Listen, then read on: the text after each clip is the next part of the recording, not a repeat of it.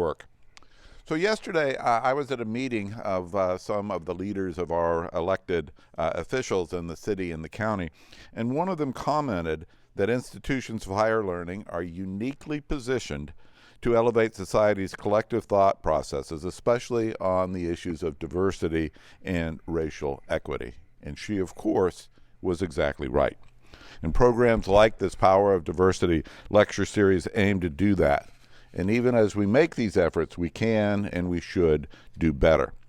At Case Western Reserve, our commitment to DEI permeates all that we do. It's not just a metric, it's the foundation upon which we are building the best version of this university. And we're continuing to diversify the university and diversify our student body each year. We're expanding opportunities to a Case Western Reserve education through targeted initiatives and programs, and we're improving representation by people of color among our faculty. We're intentional about purchasing goods and services from minority and women-owned enterprises, especially those that are also locally owned. And we're building stronger relationships with our neighbors in Cleveland, East Cleveland, and Cleveland Heights, because we all know we're all better when we work together. As my friend Catrice Albert says, diversity is everybody's work every day. And indeed it is. It's now my great honor to introduce our speaker today, Jonathan Holloway, president of Rutgers, the State University of New Jersey. Jonathan is the 21st president of Rutgers, a position he's held since 2020. He's a historian who specializes in post-emancipation U.S. history with a focus on social and intellectual history. He is the author of several books, most recently, The Cause of Freedom, A Concise History of African Americans, which was published in 2021. Prior to joining Rutgers, he was provost of Northwestern University, and from 1999 to 2017, he was a member of the faculty at Yale, where he served as dean of Yale College and the Edmund S. Morgan Professor of African American Studies, History, and American Studies. He earned his bachelor's degree in American Studies from Stanford and his PhD in history from Yale. He serves on several boards, including the Andrew Mellon Foundation, the American Academy of Arts and Sciences, and the Smithsonian's National Museum of African American History and Culture. And finally, I should mention that he's a friend of our provost, Ben Vinson. They were Ford Foundation Fellows together. Nobody has told me what year that was, but they were together. And I know that Ben is as pleased as I am to have Jonathan here with us today. Thank you, and please welcome him to the stage.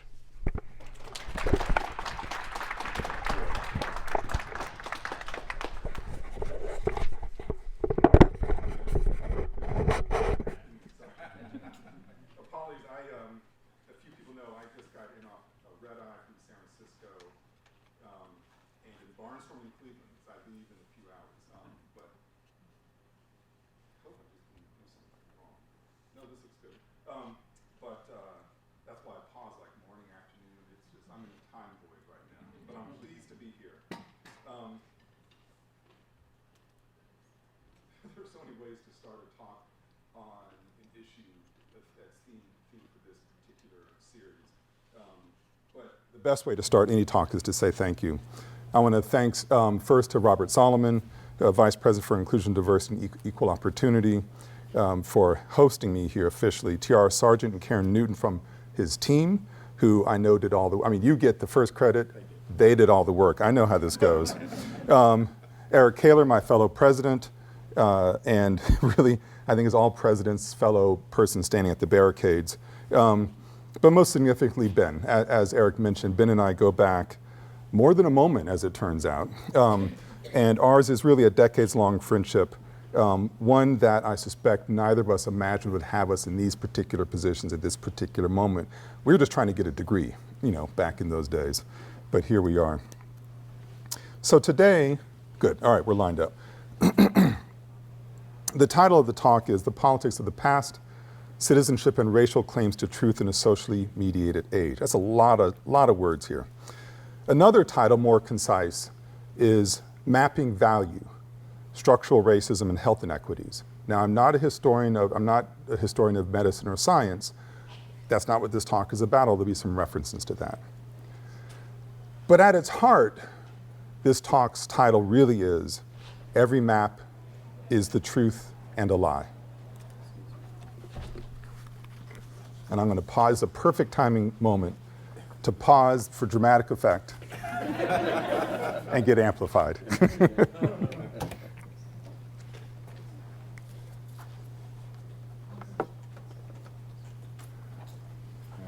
Okay. Is it a way I can leave it over here a little bit? Test, test. Ooh, that's good. There's sound behind you on the wall. These dials here, if you want to turn it up or down. It is more than I can process right now. There's, so, if you can't hear me, well, if you can't, yeah, you can hear me fine in the back. All right. So, thanks again to everybody here, and really to emphasize the thing I want to leave you with is the truest title of this talk, that every map is the truth and a lie. Let me dive in. This pandemic of ours has revealed many unsettling truths about the United States. To cite but three, our public health system is fragile. We lack sufficiently robust and sophisticated communication strategies that can relay fact-based knowledge in a highly fluid and politicized environment. And radical inequalities in the social safety network run along gender, race, and class lines.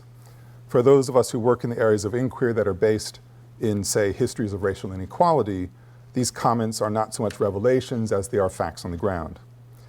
However, the physical and psychological disruptions of the pandemic have made it difficult for large swaths of the population to remain in denial about these truths. I don't have to explain to anyone here that we live in an age of existential threat and spectral death. Silent killers in our current moment, embodied as microorganisms, float around. And this talk, I would say, was written a year ago, so it resonated in a particularly more intense way. But I have to tell you all, we are still in this moment, just in a different phase. So silent killers in our current moment, embodied as microorganisms, float around, perhaps infecting us through contact, perhaps through the air. Their constant mutations confounding a lay public that lacks the epidemiological knowledge that would otherwise help it make sense of each new phase of the virus's journey. We wear our masks or we don't. We are confused to the point where we end up doubting the utility of vaccinations that will keep us alive, all due to hysteria's proclamations. This hysteria, of course, is a manifestation of anger or frustration about existential threats that limit our ability to enjoy what we have been trained to believe is our birthright, namely freedom. What's making matters worse, what's keeping us hopped up on cortisol, is that these threats are invisible. And it is their invisibility that has become deeply political. It's the things that we cannot see, or more particularly, that we willfully refuse to see, that are the actual threats. Put quite plainly, it's not just the pathogen. When we think about the grand arc of American history at this moment, it's not just the pathogen that's the threat. It's also the ideology and the value system. Now, at first glance, this is a talk about structural racism and associated health consequences.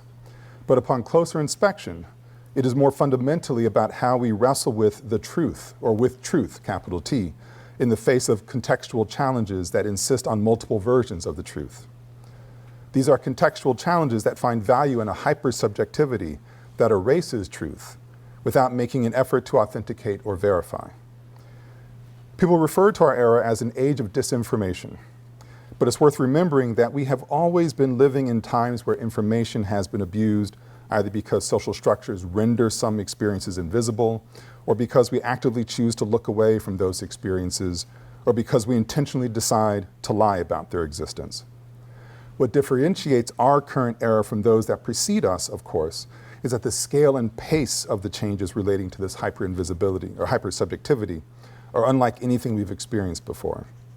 This is the petri dish where alternative facts start to synthesize and metastasize. Part 1, old maps, value, and facts. Every map is the truth and a lie. In December 1860, the 8th census of the United States was completed. While the decennial United States Census really should just be about counting people, assessing property, etc., it has always been a politically fraught undertaking. Whole narratives, essentially political and cultural Rorschach tests, emerge that tell us about the state of the American mind when we start to study these tallies of the country. When it comes to the 1860 census, we find narratives of a country in which slavery was a legal part of the national economy. And because enslaved people literally had value, their presence was counted carefully. If one can abstract this just to if one can abstract this just to a matter of counting and accounting, this map is simply about the geographic distribution of a labor force per county and state. What we see here are the manifestations of agricultural patterns of mid-century America. The census taker would find enslaved people where tobacco, cotton, and rice were the main products. This region is most famously known as the Black Belt. We're seeing here a heat map of location. You'll see high densities of enslaved people heading north in the middle of the map. The dark counties here, the darkest on the map in fact, align perfectly with the Mississippi River.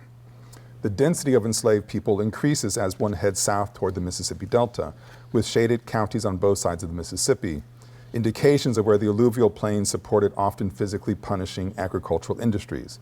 This is all very straightforward. But there are two more stories to be told. The first is found in the detail at the very top of the map. This artifact was created from the data census takers were able to accumulate for a specific purpose, to raise funds for sick and wounded soldiers of the United States Army. In other words, this map, one that tells the story of where physically subjugated people lived and labored, was designed to be a moneymaker, a tchotchke. It is an artifact, then, with a doubled utility. It maps value, the bodies, and it was created to be of value, a keepsake. But was it a map to remind people of the heroic work of a liberating army? Or was it something more akin to what we now call a heat map, an indication of risk and value? I'm not sure, but I do know that these musings affirm the importance of close readings as well as context. In the case of context, I want to take the data that this map provides and project the information forward roughly 150 years. We know that this map, the one I just showed you, tells us about where value, in this case enslaved people, lived. What the map makers in 1860 did not know is that their map would tell us something damning about today. This leads to a second story that I'll visually paraphrase. This is a contemporary map, roughly contemporary, of where black people live. It's also where one can map disproportionality of poverty. These are just, I'm not going to linger over these things. These are just following my comments here. It's a map where one can map disproportionalities of poverty, incarceration rates, higher infant mortality rates, lower life expectancy, high incidences of diabetes, and high rates of cardiovascular disease. This is data relating to that map I just showed you. Regarding cardiovascular disease, we have two maps, essentially a before and after. The first is from 1980. The second, here, is from 2014. What we see in the second map is good news, that the rates of cardiovascular disease were dropping by impressive amounts all over the country. What we also see here is something much more unsettling.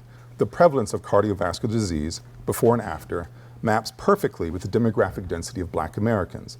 It's a little harder on this map, and the projection's not great, but you're seeing the darker colors along the Mississippi River, the Delta, and the southeastern coast. The blue map from a few slides ago, I should have thought that through. There we go. And the table cells I just highlighted tell us a story about residential patterns and health outcomes. And while the term longevity is in effect about mortality, it doesn't quite capture the ways in which the demographic map and health indices can be understood by another type of data, racial violence. So just again, you can see the mapping of cardiovascular disease running along the Delta, up the southeastern US, getting better over the course of 35 years, but still mapping perfectly on demographic data related to the 1860 census map. Anyway, but we can track it through another type of data, residential patterns, and that is racial violence. Here we have a heat map that tells us about the prevalence of racial terror lynchings. You can already see the evidence. It is the same map of demographic density and poor health. I call your attention in particular to the most intense and intensely proximate part of the map, the Mississippi River. This is a map of the American South, of forced labor, of the contingent nature of freedom, of post-Reconstruction America, of the rise of redemption, of the consequences of vaunted white womanhood, of the wages of whiteness, of populism injected with racial hysteria, of desire, of shame, of a fundamental disregard for humanity.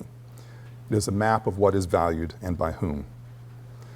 Now, this map was produced by the Equal Justice Initiative, the brainchild of Bryan Stevenson. The EJI is a nonprofit based in Montgomery, Alabama, that is dedicated to criminal justice reform, ending mass incarceration, to securing racial justice, and to improving public education. One of the centerpieces of the EJI is the National Memorial for Peace and Justice, often known as the National Lynching Memorial. It marks the realization of what many considered the impossible, that the U.S. South would allow for the invisible to be rendered legible. The memorial, now a site of pilgrimage, raises difficult questions about what we are supposed to do when that which we know existed, but of which we could not speak, is now in front of us, waiting to be named, to be reckoned with, to be acknowledged. But while the memorial is a victory of sorts, we cannot be complacent.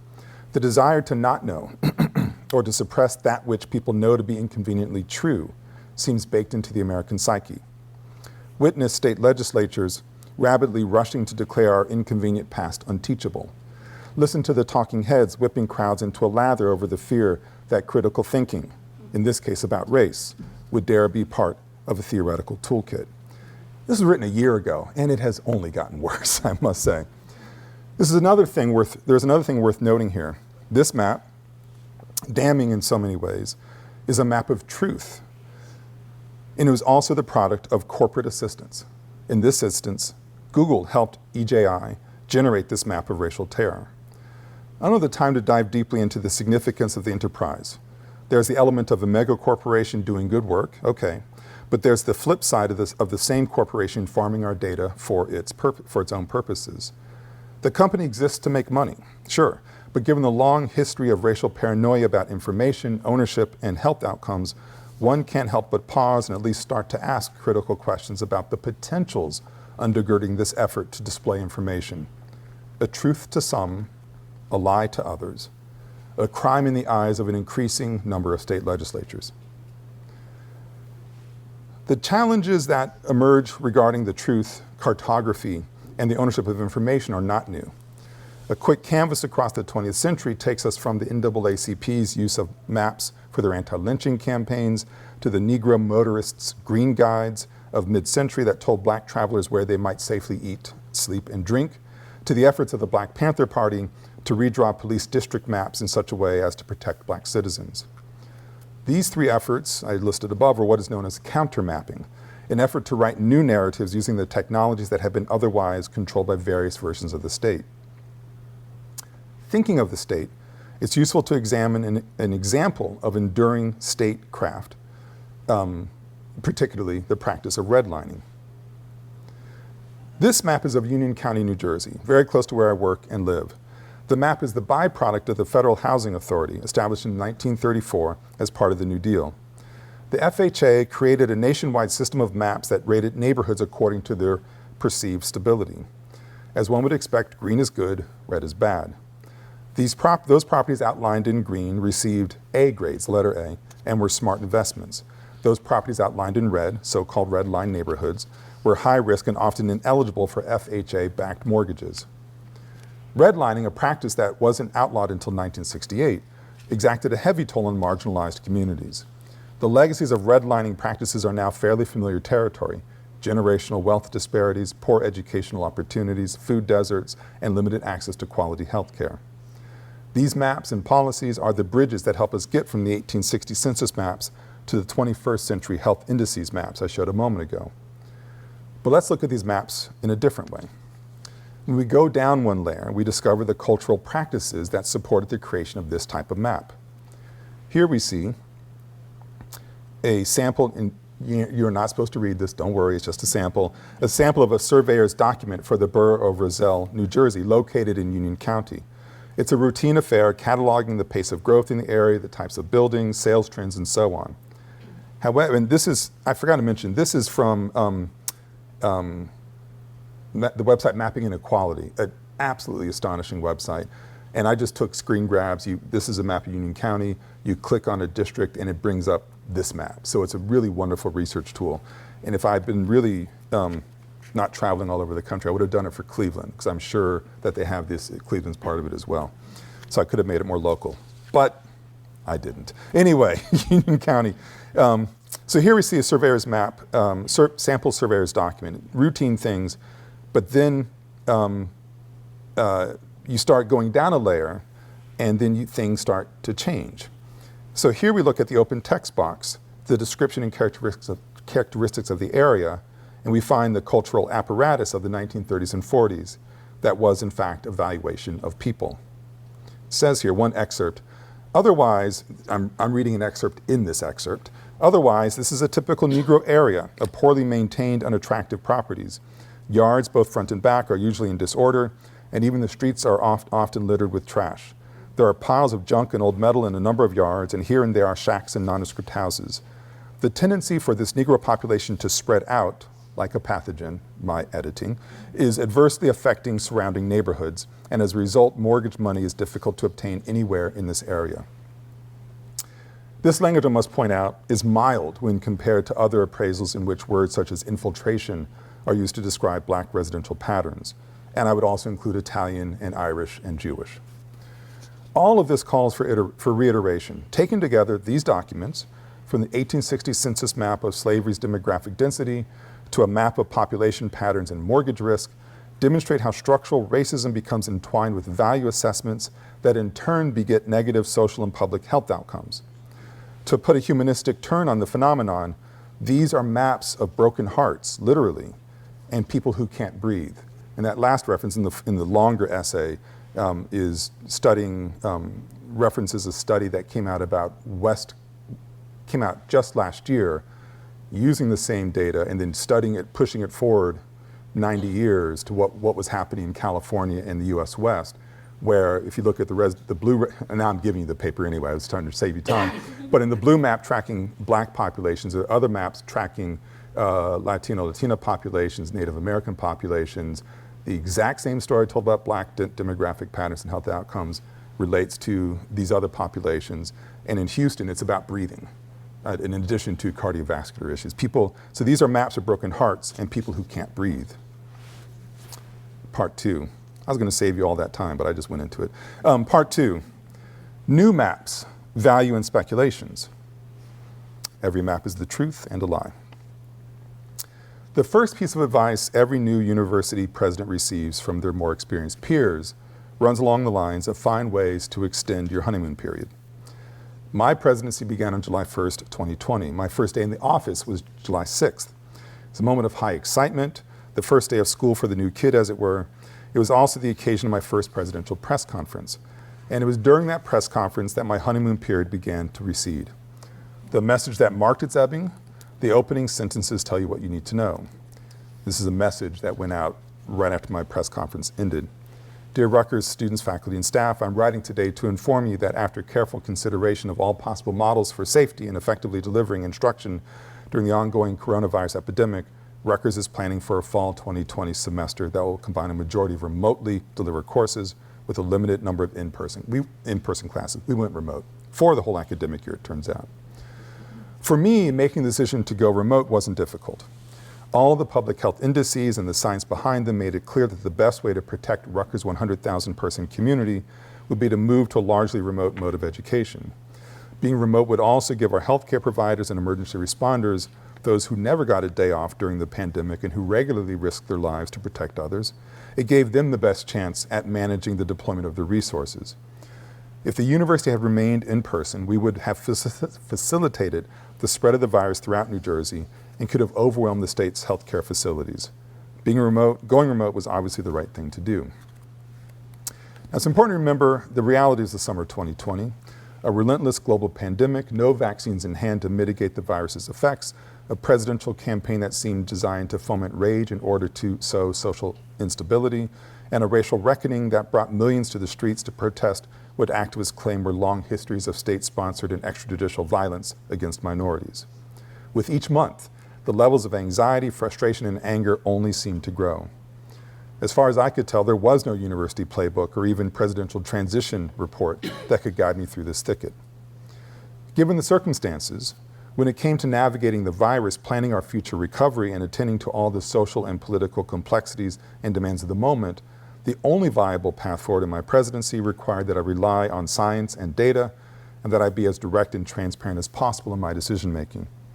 This may sound simple to many, but there are few obvious moves one can make when it comes to leading a 100,000 person community stretched across a state. As if I needed any reminder of the situation's delicacy, I would quickly come to learn that some viewed my decision to follow the science and data and to be direct and transparent, all critical to my plans to move the community forward safely, that all of these were actually deeply political and dishonest acts. Another message to the community, this one from March 21st, 6 months later. We are committed to health and safety for all members of our community, and adding COVID-19 vaccination to our student immunization requirements will help provide a safer and more robust college experience for our students. In the weeks leading up to our announcement mandating vaccinations for students, my cabinet engaged in a series of prolonged and robust conversations about how we could ultimately return to in-person instruction, keep our community safe, and navigate the inevitable legal challenges to mandatory vaccinations. When we announced that Rutgers would require students to be immunized against the coronavirus, we weren't aware that we were the first major university to do so. What it meant to be in the vanguard became clear immediately. University General Counsels reached out to our attorneys seeking guidance.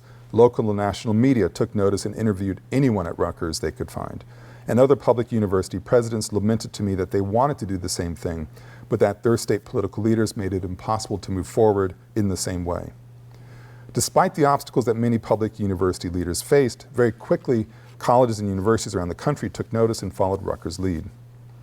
Other factions took notice too. Exactly 2 months after we announced our immunization plan, roughly 500 people gathered on our New Brunswick campus to raise their voices. Anti-vaccination activists led the way in organizing a protest against Rutgers' new policy. A motley crew joined them. Tea Party loyalists, Confederate flag defenders, MAGA enthusiasts, libertarians, and even 3 Republican Party gubernatorial primary election candidates, at least one of whom looked increasingly uncomfortable as the audience's constituency took shape. It was a cauldron of anger fueled by fear and stirred by politics. I was sitting in my office about a half mile from the rally, beyond hearing distance of the crowd and its speakers. I knew the protest was happening, but I didn't yet know the scale, nor did I know the diversity of the attendees. Then the photograph arrived, and I immediately realized that my twin commitments to follow science and data and to be direct and transparent in my decisions were not going to be received in the way that I had hoped. Before I get to the photograph, I want to reflect on the fact that we've been looking at maps that span today. We've been looking at maps that span 150 years. The science of map making changed radically in that period. Now, due to the development, refinement, and propagation of new methods of data collection, we find ourselves in a moment when the science of map making is changing again, but at a much faster pace and in totally new ways. And when I invoke the first person plural, I'm being literal. Anyone carrying a smartphone, mine are both there, I have 2. I safely imagine everyone in this room, for example, anyone carrying a smartphone is sharing data that goes into making maps. Some dedicated to helping you find your way to a destination with minimal delays, great. Others that become self-generated catalogs, retrospectives of where you've been and what you valued, that tell a story about yourself. In this instance, this is from my own phone, we have maps generated by my phone that mark the locations of where I've been and where I took photos. It's this map and one photo specifically that merits further reflection on what we value and the potential health outcomes that are related to this valuation. I'm zooming in from the nation, or the west, from the Mississippi east, zooming in a little bit, now on Rutgers campus. And now to the photograph, that one right there. Now this photograph is one that forced me to ask questions of myself and the space I occupy as the head of a community. Now caveat here, I did not take this photograph. I wasn't there, I want to emphasize it again, but it was sent to me. I added the geomarker to it for the purposes of making this map. Just needs to sit for a while, just take it all in. While I was unsurprised to see someone proudly wearing a MAGA red MAGA hat and carrying the Gadsden Tea Party, so the close-up Tea Party flag, I was unprepared for the poster that equated Rutgers vaccination policy with Nazi science schemes, to your left. And while I was disappointed to see the FURU poster, a, quote, clever declaration that embodied the creative banality of our era, I could not divert my eyes from the woman wearing a t-shirt that said, "Masks equal slavery." Yeah, right? That just hits you, right? A cynical graphic mashup of Black Lives Matter and Silence Equal Death t-shirts. This was the tripwire. It is here that I discovered the boundaries of my university's reasoned policy approach and our communication plan. Universities are supposed to be places of preservation and discovery. There are precious few other institutions in the country that are charged with the dual missions of preserving the very best ideas expressed across time, while also inviting new generations of curious people to challenge the veracity and value of those ideas. When the institutional culture is healthy and vibrant, a university is a place of tension and cognitive dissonance. But there are limits. If the work of preservation and discovery is to proceed, there must be an understanding that everyone is chasing the truth and that we all have an interest in attaining it. Without the faith that there is something of value, and these are all words I've chosen very specifically, without the faith that there is something of value, this thing we call truth, that can guide us to a better place because we understand our world in new and enlightened ways, we're left with a void. And it is this void into which I found myself staring when I looked at this picture. I should make it clear that I'm no stranger to campus protests of many different types. Taken as a whole, I believe them to be a critical part of a university's ecosystem, as they often are an articulation of unmet local needs, as they are also a proving ground for ideas that might transform society. But when I looked at this picture, I encountered a space that was new to me, a space where emotionalism, ahistoricism, and provocative brinkmanship were the things that were most highly valued. This photograph proved the error of my earlier presumption. The protesters' desire to know, to debate, and to inform were being expressed in a symbolic language I did not understand. And if I could not understand this language, how could they understand mine? I can see that the protest itself was an affirmation of the democratic principles that are at the core of this country's ideals. Further, as much as I found this protest to be antithetical to the university's values, I affirmed the right for the individuals to gather and to speak their piece. But this concession and affirmation do not mean that I'm obliged to sit by idly while ethical scientific discovery was equated with Nazi barbarism. Nor should I be expected to ignore the foolishness in a statement that equates being forced to wear a mask to slavery. However, after discarding the obscene and the ridiculous, where to go and what to do? And what are we to make of the fact that this shirt, mass-produced, was someone's efforts to raise money, not for wounded and sick U.S. veterans of the Civil War, of course, but to line somebody's pockets? So again, where to go and what to do? When I think about maps created in 1860 that provide a visual record of forced labor, I'm reminded of the horrors that undergird the simple tally of where people were held as property. I'm reminded of the whippings, the rapes, the abiding assaults on individuals' bodies, as well as the denial of their humanity. I'm reminded of the holding pens and auction blocks, the forced separation of children from parents, their abbreviated lifespans, the airborne diseases, the profoundly dangerous work conditions, the sweat, the blood, the vomit, the broken bones, the excrement. And when I think about contemporary maps of negative health outcomes and see that they overlay perfectly histories of slavery and other forms of economic degradation, I'm impatient with complaints of the inconvenience of wearing a mask. And I'm not prepared to entertain the idea that this inconvenience is an affront to our freedom. I confess that I am stuck on this protester. I understand the painful histories of superexploitation of black folks, and I'm attuned to the horrors of unauthorized experimentation on black bodies in the 20th century. And even though the circumstances between, say, the horrific Tuskegee experiments don't align with the COVID vaccination campaigns, I am sympathetic to any sort of anxieties that might emerge from the association of that past to this present. But try as I might, I cannot find a space where I can join this protester because she's willing to do violence to the past in order to make a political claim regarding freedom in the present. This is the crossroads where we find ourselves as we reflect upon the myriad challenges of this pandemic. Social, political, economic, and epidemiological pressures have pushed people beyond a place of reason. We now find ourselves in an era where petty trolling and outrage are outpacing our capacity for grace, patient inquiry, and a search for a better world. Because of science and its abiding pursuit of the truth, we will physically survive this pandemic, but what have we lost in the process, and how will we get it back? I'm concerned about the durability of our democracy in an atmosphere that is damaged so deeply by rhetoric and polemics that are divorced from reality, from integrity, and from a shared faith that we can find something redeemable in those we would otherwise consider strangers. As president, it is my job to protect the Rutgers community and to preserve its ability to be of service to the state, the nation, and the world. This is a big task. As a citizen, though, I look at this photograph and realize the work is so much bigger than that, and it is work that we have to do together. Thank you.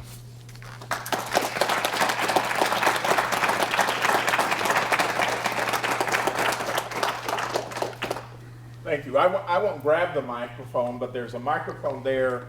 What we want is to provide an opportunity for members of this audience to pose any questions that they might have for Dr. Holloway regarding his presentation. So you can form your line at the mic at the appropriate time.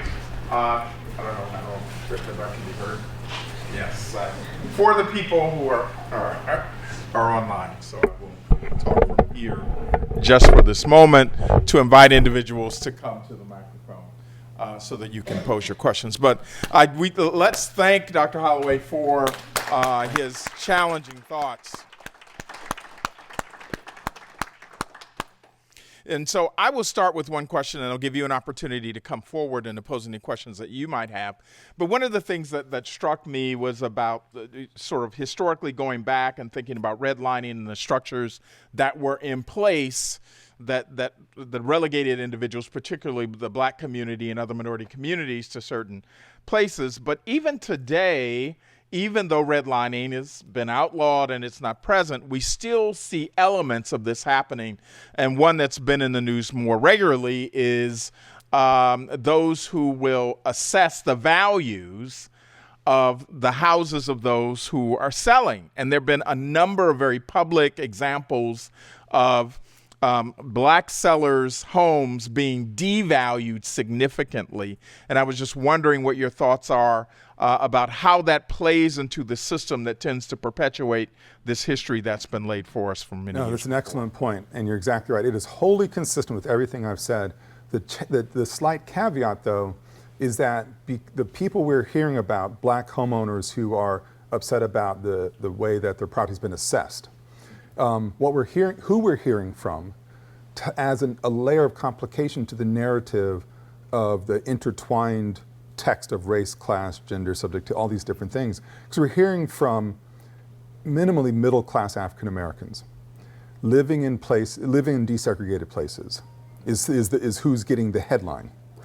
And so in this way, what is the outrage is, in a sense, and I'm oversimplifying for effect, we've done everything right by the rules that have been set up by the society, and still we're being devalued. I'll be dramatic about it, buying time till somebody gets brave enough to come to the microphone. Like, we send our kids to the right schools, we wear the clothes in the right way, we have the right kinds of jobs. I remember one in particular is a fellow historian whose name I'm blanking on, but is down at Johns Hopkins, I've done everything right. This person is at least comfortably upper middle class. And even they, suffer this negative valuation. What we aren't hearing about are poor folks who are suffering in similar ways, so they don't own property. So it's a different, that adds a layer to the whole, complication. The only other thing I'll say is that, in fact, this morning when I was on the coming in from the airport, the guy was driving me, and I was very close by. Spatially, no sense of direction. I'm pointing this way just for theatrical effect. But he said, have you been here before? I'm like, I've been to Case Western, and we were driving through, is it Martin Luther King Avenue or the park or something like that? And he goes, you can't see now, it's too dark, but it's a really pretty area. And I thought, now, this is fascinating. I'm being totally speculative, having never been on this road before. But Martin Luther King Avenues are being denamed by Black property owners. They're urging towns like we used to live on Main Street. And now we can't sell our house because we live on King Avenue, MLK Avenue, because that is a marker of black residential patterns.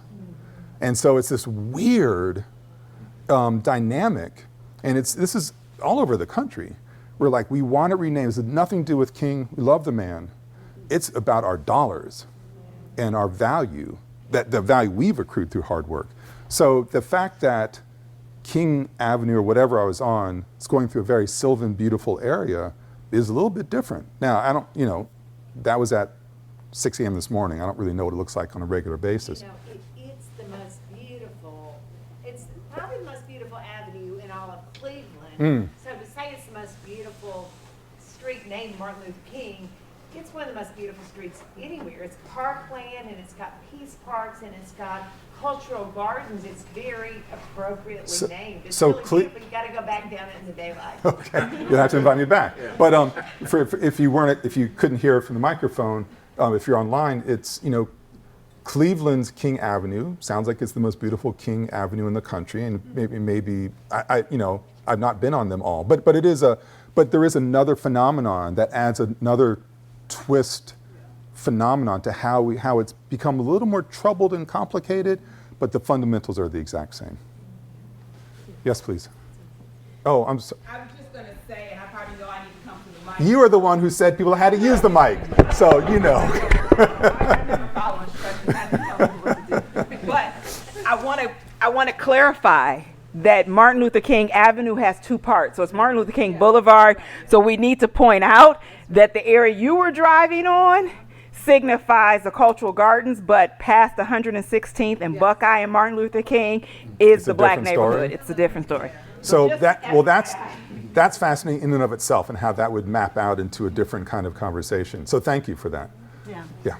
Good afternoon, Dr. Holloway. Mary Ann Crosley with the Cleveland Leadership Center. So, of course, I want to pose a question to you about your leadership. Yes. So, often during the pandemic, I would think that the most challenging position to hold is one of a university president. And I think your comments prove that to be true. As you look back on assuming that role in such a tumultuous time, and certainly the photographs that you showed, and you tried to do everything right in executing your communication and informing your decisions. As you reflect back, is there anything that you think you could have done differently so that your message might have been better received by others? The short answer is no. I mean, to be completely honest, it didn't matter. I mean, in the best of times, people in these kinds of positions, I'll just say university presidents, when they are, think of information flow. We're at the top of a pyramid. And things are happening. I mean, somebody's making a bad choice every day in a community of 100,000 people. In fact, many people are. But they're being handled in different places in the pyramid. But if they can't be handled, they move up. And so by the time a president hears about something like this, it's happened a while ago, most likely, and people are really unhappy. And there is no correct answer. They just need a decision. And whatever the decision is, a guarantee it'll make one person happy and one person really angry. That's just a guarantee. That's in the best of times. So in this moment, when everybody, people hate change and they hate uncertainty. We had to live with this in an unprecedented scale for at least 12 months without any sense of hope, except for the work that scientists on university campuses were doing round the clock to save our lives. Less people wonder about the value of higher education, sorry, public service announcement. But the fact is, because I really have thought. I wasn't giving your question short shrift. I've thought about it. The answer is no, because no matter what, I would have made people really angry. No matter what. When we announced that we were going to require vaccinations, we were all looking for who's going to announce first, and we weren't thinking let's be first. We're like, we need to reassure our people who are applying to Rutgers, because as a tuition-dependent university. And there was a lot of, New Jersey is a very purple state, so there's a lot of tension on these issues. We're just going to come out and this is what we're going to do. And, immediately, it is a question not when we're going to get sued, if we're going to get sued, but when. And we were. We've done fine. But we're also part of an organized letter writing campaign from Robert, one of the Kennedys. Who turns out is an anti-vaccination person. and is the head of this national organization. So I'm not outing him. That's who he is. You know, we did not get threats of defunding, but I know my colleagues in other states, a number of them in this part of the country, were told by the chair of their board of governors or trustees or by their governor, if you dare mandate vaccinations, you're losing your appropriation. And this was just the choice people had. So given the fact that you know you're going to make people angry, might as well do the right thing. That was my approach. And my general counsel, who's very, as general counsels generally are, very conservative, lowercase q conservative, very cautious. And I figured I'd be fighting him on this. And he said, we're going to get sued. Let's do the right thing. I'm like, all right, that's it. So, yeah, but I mean, I was actually interviewed on, I think it was CBS. And it's one of these moments you dream about if you're going to be interviewed when they give you the question that seemed to be like, oh no, it's going to put them in a spot, but you actually just speak your truth. Because it's so hard to be fully honest all the time, I mean, frankly. And the interviewer asked, well, what about the people who are saying if Rutgers or any school mandates vaccinations, they're not going to come to Rutgers? I'm like, I wish them the very best. There are lots of universities out there, and they'll decide different things. But this school will be vaccinated. I'm like, thank you for that question. But gave me the chance to be honest on that. I'm very honest on that front and underline it. So, you know, none of it feels good, but I don't second guess it at all. Dr. Holloway, Lowell Perry, Greater Cleveland Film Commission, Yale class of, I won't say what it is, but great presentation, very effective use of data.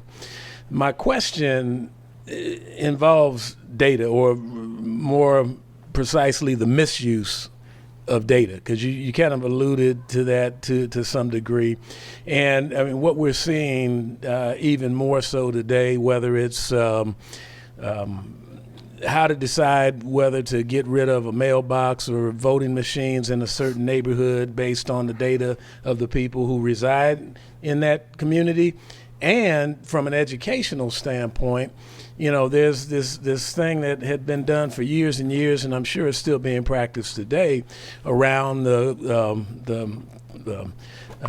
incarceration industrial complex and all, and where they're taking third grade math and reading scores, and instead of trying to figure out how to help the kids in those areas, they're deciding that's where we need to add jail beds. So, I mean, what are some of the things that maybe we can do as just, you know, regular folk out here that we can talk about on in insisting upon that data not be used for nefarious purposes, but for those that are going to actually help our communities?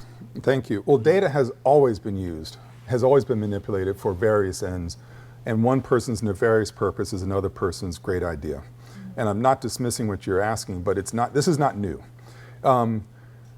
What I think is new, and I said it, I referred to it in the talk, is the scale and pace of how we get information, what we can do with it.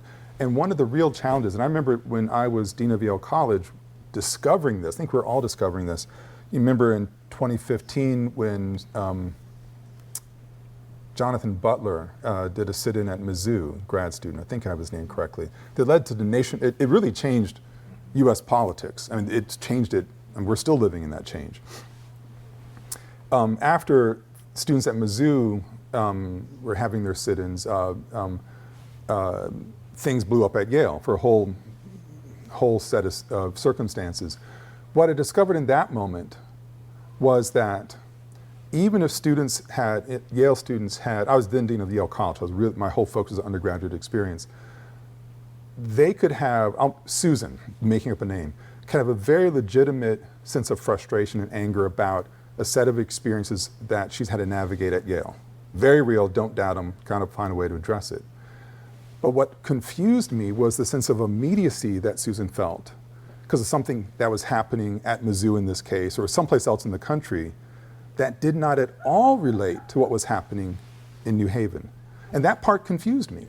And that was the beginning of my understanding of the way that social media has created this weird intimacy that I still don't fully understand, but it affects all of us. And that's part of the outrage machine. That's something that, I mean, not to diminish tragedy or bad news or tough things, but when we were growing up, we wouldn't know what was happening. I was going to say on the other side of the country, 3 counties away. And we just were managing our own way, right? But now it's become much more confused and much more, it's all about like adrenaline pumps. And we don't know how to, we aren't equipped for it. Just as human beings, we aren't equipped for it. So what can we do in this moment is a real challenge, because it can feel so overwhelming that we're like, I don't want to read the news. I don't want to be on social media, because even if it's people I agree with, it's just stressing me out. And I think despite the intentions and declarations of social media designers, it's actually quite anti-democratic space. And I think of democracy works best in small local politics is, I'm blowing Tip O'Neill's, all politics are local. What we can do, I think the best we can do, is to be aware of what's happening in other places that are a bit remote, but be engaged locally. That's the playbook. And here I'm not passing judgment, this is the fact that political concert has been using with great effect over the last at least 6 years. They have gone all in locally. School boards, local commissions, that has a much greater effect on our day-to-day life than the latest federal policy, regardless of what party is in charge. Get involved locally. And then you can really understand, and then you can deploy data to your purposes, hopefully honestly, but also know we're living in an era of asymmetry where people do not care about whether what they're saying is true or not. They just don't. Fox News voting, as we're seeing on a daily basis now, they didn't believe what they were saying. They knew it to be false, and yet too much money was online, I guess. Anyway. Dr. Holloway, I'm so glad you're here with us. Thank you. And I thank you for your talk and those fascinating maps. And I wanted to invite you to, with words, kind of overlay your maps with the issue of maternal and infant mortality for the Black population. Well, if you couldn't hear, the person asked me to talk about infant mortality, women's health, broadly speaking, as I understood it, and how it overlays the map. It aligns perfectly. It just does. In terms of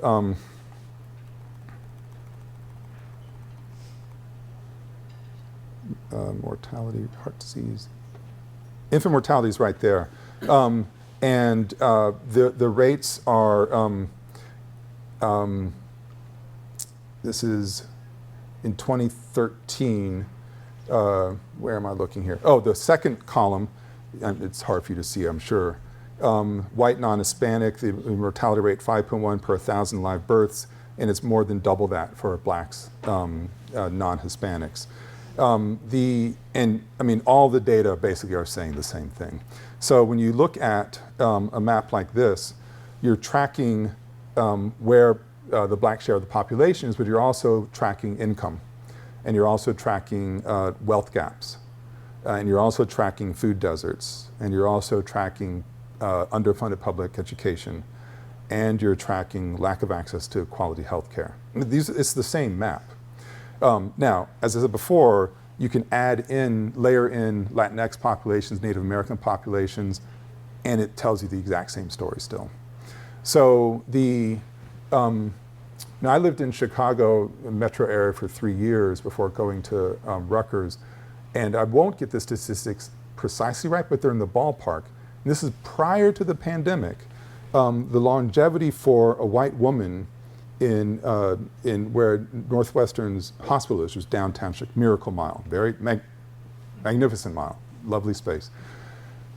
The longevity rate changed for black women if you traveled, I want to say 3 miles west, and it dropped 30 years. I mean, it's a number that you're like, well, I must have heard that wrong.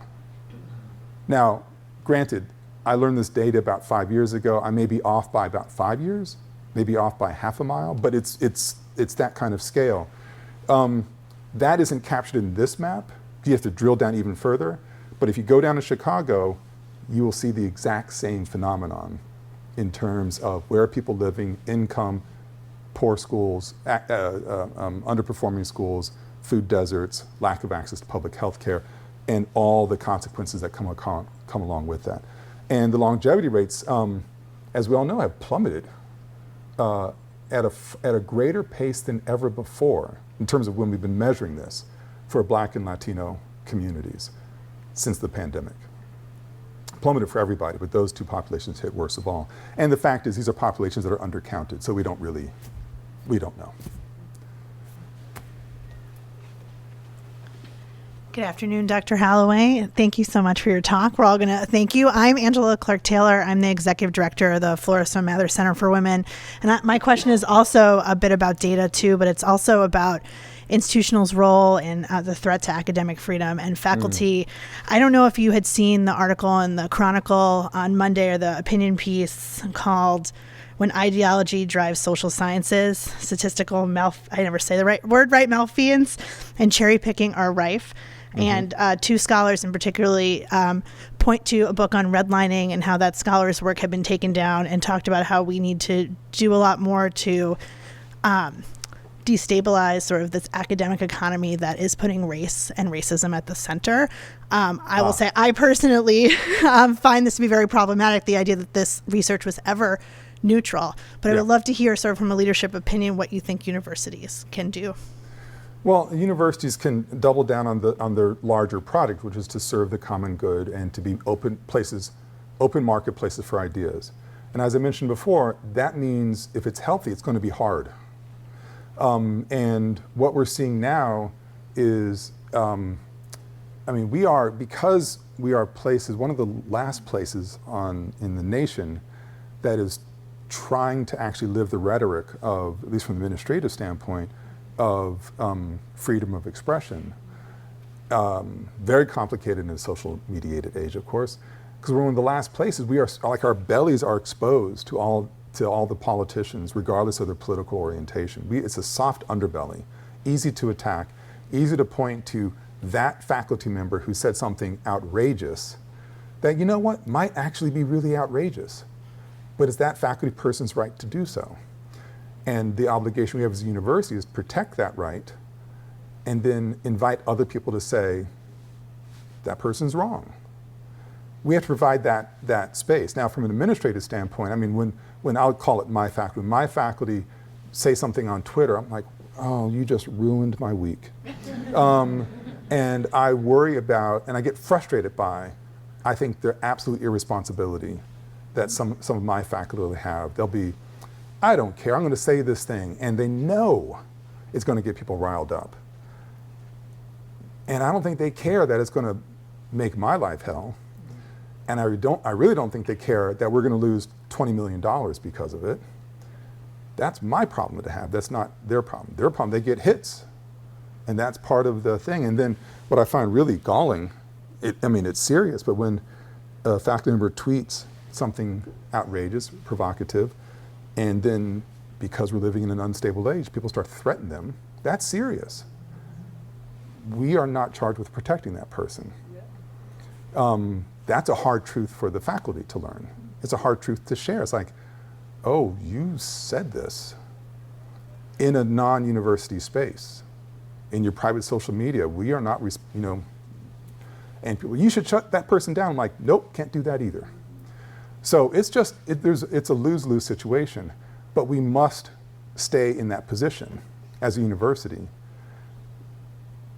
Because if we fall, and this would have sounded so hyperbolic 3 years ago, but since January 6th, I don't think it is. If we fall, democracy falls. It's that important. And so, we've got some people coming to Rutgers. I just found out about a couple days ago. I'm like, oh my God, who invited these people? It'll probably be in the news. It'll be wretched. But they have the right to speak. They're invited properly. That's part of the deal. Look, my whole field has grown out of protest. And if I have taken heat from folks who, quote, look like me, how can you let that person be on campus? Like, I don't agree with the person. I don't even like the person. But if I say that that person can't come, who's to stop the next president from saying my whole field doesn't deserve? I mean, governors are trying that now. Something I also didn't think I'd see. This is where we are. So there is nothing easy about it. It's only pain right now. It's only pain right now. But we have to sign up. We've signed up for the work, I could go on and on, but I think you get where I'm coming from. Yeah. Hi, Dr. Holloway. My name's Andrea Rossi, and I am a nurse and on faculty in the College of Nursing. I just moved from Chicago and started in August here, but I never anticipated that I would be giving vaccines for COVID with law enforcement protection. I never anticipated that I would be threatened by, I worked in a school setting, school-based health, and then taught as adjunct faculty at the University of Illinois in Chicago. But the question is, what I witnessed, and also applaud you for when Rutgers said they are going to mandate vaccines, there was applause through the healthcare community across the country because we were wondering who was going to be first, and we never anticipated that it was going to devolve into this treacherous political issue that was threatening the lives of our entire country and our integrity. But what I witnessed was the impact on children, adolescents, youth, around almost trauma. Their parents were saying, you can't get a vaccine. And their teachers were saying, you have to be vaccinated to come to class. And then there was judgment. Well, your family is not getting vaccinated, so you are this, or, applauding. There was all of this rhetoric, and nurses were being threatened, healthcare providers were being threatened. And in the middle of all of it were students and children and college students who couldn't come to college as they had anticipated. So my question to you is, and I don't necessarily expect you to have an answer for this, but I would love to hear your thoughts on what strategies as educators now do you recommend that we employ as we begin to work with this group of students? Because as I'm working with them now at the college level, I am seeing the effects of this. I'm also seeing, I really believe in dialogue, and there's a hesitancy about this. Should I say it? Should I not? Can we talk about bias? Can we talk about anti-racism? They don't know what to say, where, when. So if you have, and then can we talk about anti-vaxxers? Can we talk about populations that vaccinate or don't? So I guess my question is strategies that you might have for how we approach the students, the college-age students. So thanks for all of that. And I think many of us can relate to many different things you talked about there. My strategy is as simple as it sounds, as naive maybe as it sounds, is to be straightforward and honest about things. There is absolutely nothing wrong with disagreement. There's absolutely, in fact, it's healthy. There's absolutely nothing wrong with parents being worried about or uncertain about this thing. I mean, we are so quick to demonize. Now, I think I'm following the science. I think the vaccine is totally safe and healthy. I would have gave it to my kids as soon as, in fact, our daughter got it before I got it. But I think it's really important that we bring a measure of grace and understanding and empathy to people who are saying, I'm not sure about this. And I don't want to, have my daughter injected because she may not be able to have children. And I heard this a lot. Now, where I don't have empathy is where talking heads know that the science isn't true and keep pushing the misinformation. and that we are all coked up on this stuff, and that we are going to, like, we got to get another hit from whatever this talking head says, and we're going to just believe what that person says. We've lost our critical capacity, or capacity to be critical, independent thinkers. And it's brought us to this precipice, frankly. And this cuts across the political spectrum, by the way. Now, this is not just me lambasting one side of the equation here. So the thing is, look, when, again, my field is born out of traditions of protest.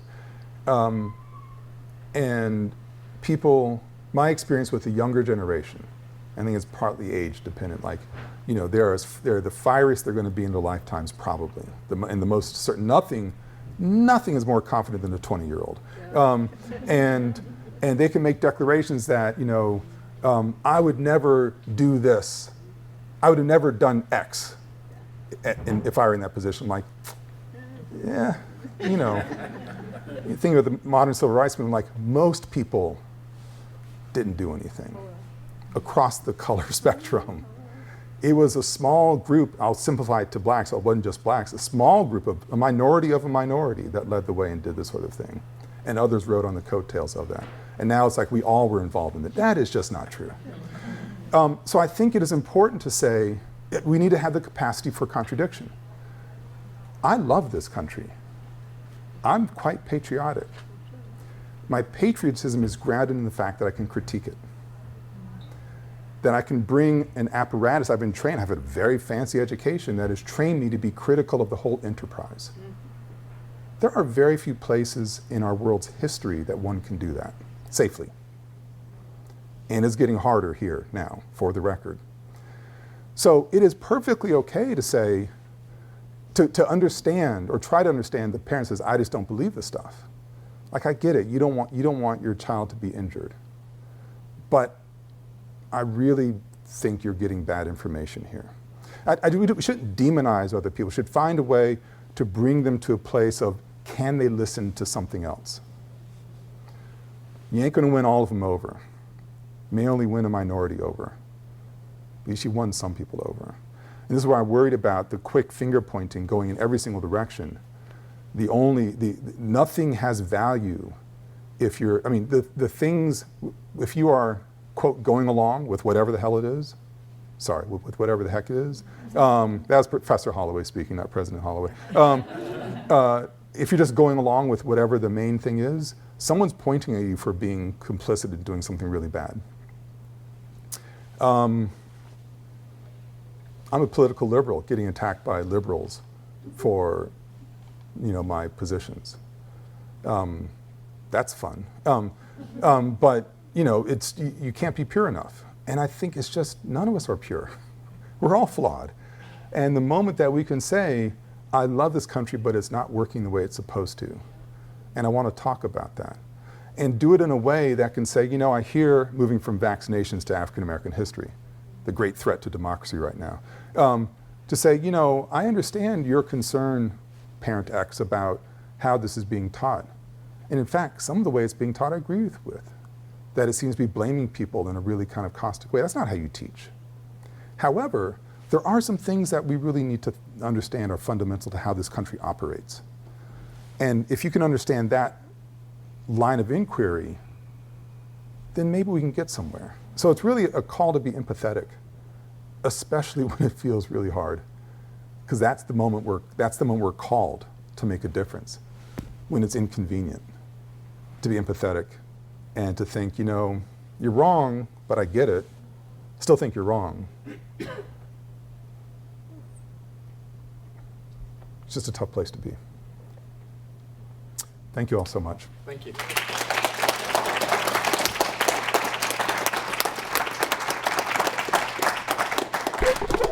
We want to thank Dr. Holloway again for sharing this time with us.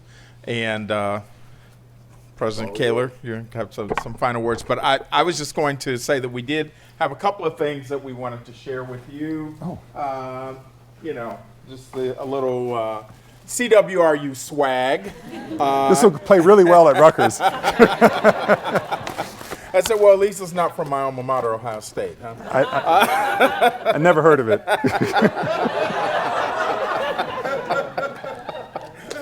I'm glad you all are tamping that down in your memory. No, I am from Rutgers. I'm from Rutgers, the State University of New Jersey, after all. Trademark. But as a historian, this is a book that we are all engaged in on campus, How to Have Difficult Conversations About Race. We're doing some circles on campus to talk about it. The author will be with us next month, and we thought we'd share that with you as Fabulous. well. Thank you so much. Thank all of you so much. Appreciate it. Well, we do have an opportunity for those who would like to, if you don't already have a copy of Dr. Holloway's book, and they'll do a book signing. Is it right in the back? Oh, right outside. Tiara will direct you to where that is, but I'm sure some of you may have some when I get an opportunity to speak with them. But thank you all very much for sharing this time with us.